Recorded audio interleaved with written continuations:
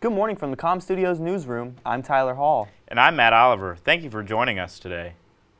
Melina Sanders Jones, a Michigan woman, is potentially facing jail time for overdue library books. She was notified from her boss that she had an arrest warrant out after running a background check for a promotion. Sanders claims she never received the late notices from the library since she was moving houses due to an abusive relationship. Sanders is currently waiting for her next upcoming court date and hopes the charges will be dropped. Longwood's College Panhellenic Council, or CPC, just celebrated their annual Women's Week. The week contained events for the Greek women of Longwood University, including a self-defense class. Claire Baugh has more on the story.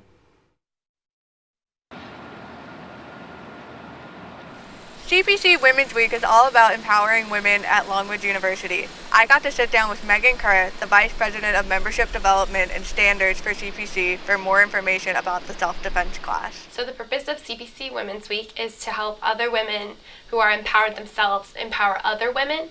It's also known as Women's Health Week, and so essentially it focuses on the health of all aspects, so physically through a self-defense class, mentally by throwing their fears into a fire, and then also just their all-around health.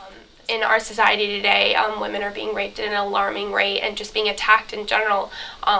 Our man who presented, Ray Ostrander, mentioned that 1 in 5 women will be raped, and I think that's really important that they know how to defend themselves because there's an all-boys school down the road and you never know what's going to happen. I'm here outside Chichester Hall about to enter the self-defense class for CPC Women's Week. I talked to Ray Ostrander, a recently retired Longwood professor, on the importance of self-defense. I was the lead instructor for the RAD program, Rape Aggression Defense, for Longwood University since 2010.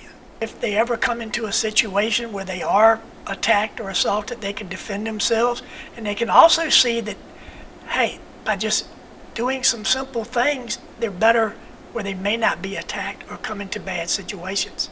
And this class helps them with their surroundings, what to do to try to keep from getting in them.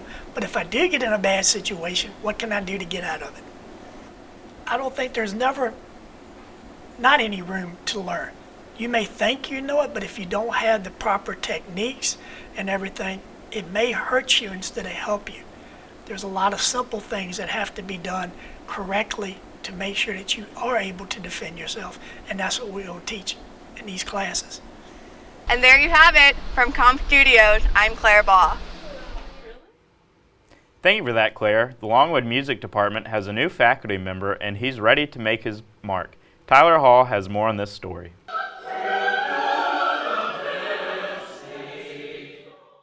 On Thursday, October 24th, the Longwood Music Department will be hosting their first concert of the semester. What makes this Wind Symphony concert stand out the most is that it will be conducted by Dr. Kevin Callahan, the department's newest faculty member. I got an opportunity to speak with Dr. Callahan prior to his first concert here at Longwood. So it's my first year here at Longwood, but I had been doing this for 6 years previously and have done a lot of these kinds of concerts. So I'm excited to do my first one here in Jarman, but am also going in with some experience of, I know what to expect. Alyssa Tinston, a senior flautist who will be performing in the concert, spoke on Callahan. It's definitely a different experience because I've only performed at Longwood under Dr. Ring, and Dr. Callahan is great, so it's a great time, great different experience. The concert will be taking place at 7 p.m. in Jarman Hall. The students have been working really hard. It's been a great term so far, and we've are just really excited to share what we've been doing with the music department, with the school, and then also the community. This is Tyler Hall reporting for COMM 355. Now back to the studio. Such an interesting story. Thanks, Tyler. Coming up, we have an interesting story of an unpredictable Halloween night. We'll be right back after this break. Welcome back. A man was arrested on Halloween for putting razor blades in children's candy bags. Jason Rax is currently being charged with reckless endangerment and risk of injury. He claimed that he was not sure how the razor blades ended up in the candy bowl and said that the blades must have accidentally spilled in the bowl or someone put them in there. Rax was able to make bond and is awaiting his next court date on November 13th. Tuesday, October 29th, Longwood University Department of Education and Counseling, also known as CAPS, and Chi Sigma Iota sponsored its 4th annual Death Cafe. Autumn has more on this story. On Tuesday, October 29th, the LCVA hosted its 4th very own Death Cafe, where cookies and beverages are provided during the hard conversation of death.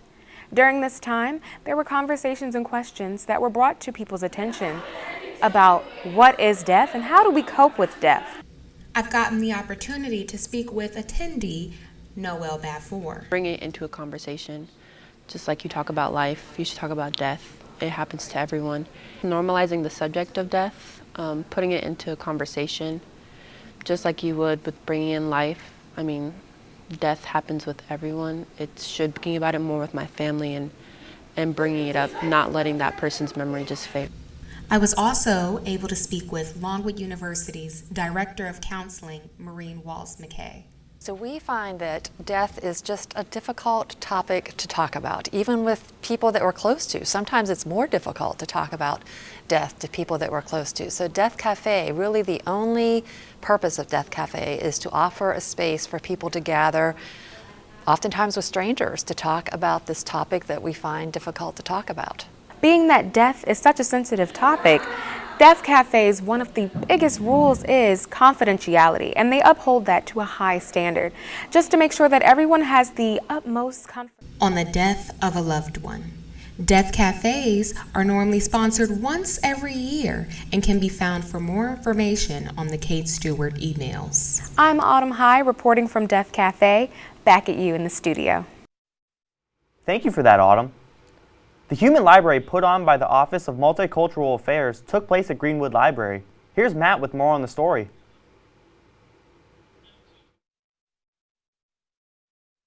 This is great for the people in the neighborhood for tourism.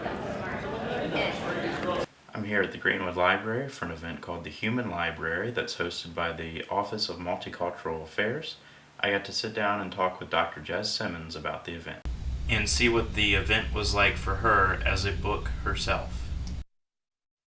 Not as a book. Yeah. Certainly here on campus, I give talks to students about my life in two genders. Yeah. I just got back from teaching Erica Brownberry's class in Human Diversity, which I am 2 years. So that.